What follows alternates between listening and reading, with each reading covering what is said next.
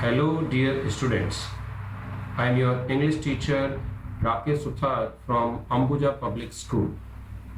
I welcome you all on APS e-learning channel. I hope you have subscribed this channel for updates and new videos. I also think you are taking all the safety measures to be safe in this pandemic situation. Today I am here with a new poem from class 7th Honeycomb book. This poem is being written by Mildred Bowers Armstrong. Let's begin this poem with the introduction of the poet. Mildred Bowers earned her bachelor's degree from Northwestern University in 1923. She also studied at Mount Holyoke College, the University of Chicago, and the University of Wisconsin. Bowers titled her first volume of poetry Twist O Smoke, after the pseudonym she used in college.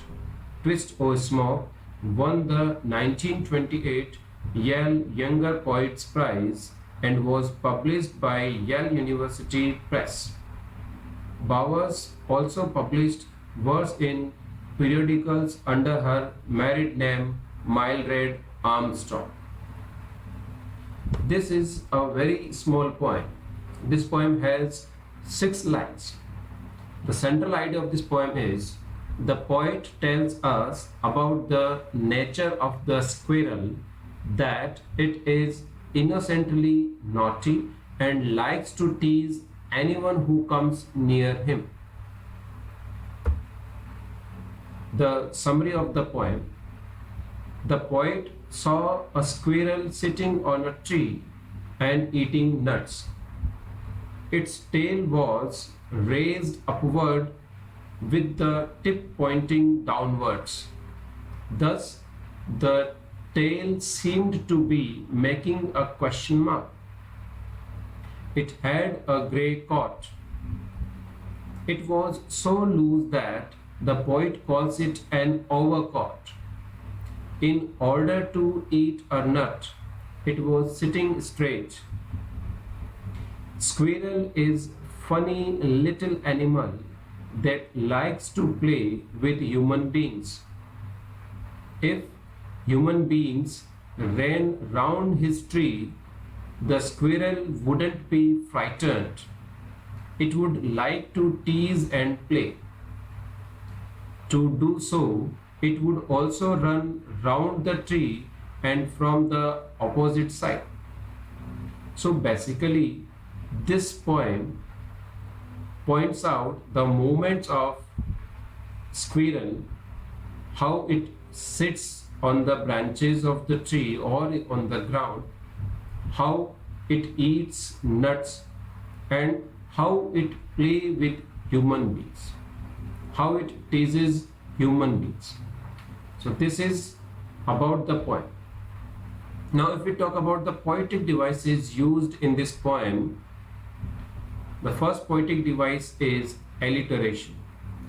Alliteration is a poetic device when you observe two adjacent words beginning with same consonant or a vowel producing the same kind of sound. So here these two words, two T's, you can find in the poem in adjacent way and having the same T sound in the beginning, T as the first letter, T, T. The another poetic device is personification. You have observed he in this poem.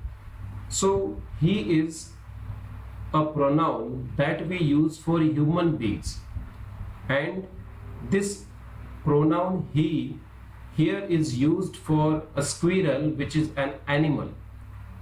So here the squirrel is being personified as a human being. Here the squirrel is being explained as a human being. So this poetic device where we use animal or any object we personify them, we portray them in a poem as a human being. We use pronouns which we use for human being for that animal or a thing. So this poetic device is known as personification. The rhyme scheme of this poem is A, B, C, B, D, B. Rhyme scheme means when the last word of the line of a stanza is rhyming with other last word of the poem in any line, so that is known as rhyme scheme. Some pair of rhyming words are gray, play.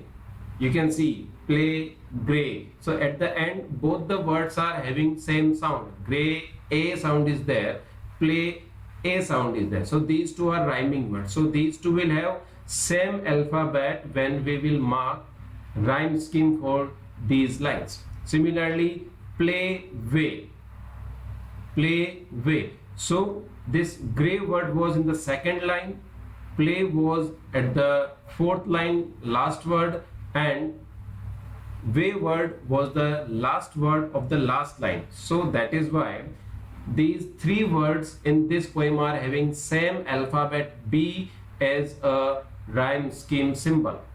The first word was having a different sound, so we have marked it as A. Second word was gray.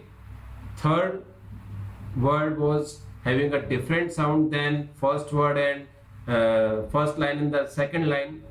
Okay, so similarly for every different sound we are having a different poetic rhyme scheme symbol. These are the new terminology that will be helpful to you. Question mark for tail. So the tail which looks like question mark. Overcoat of gray. The squirrel appears wearing a gray coat.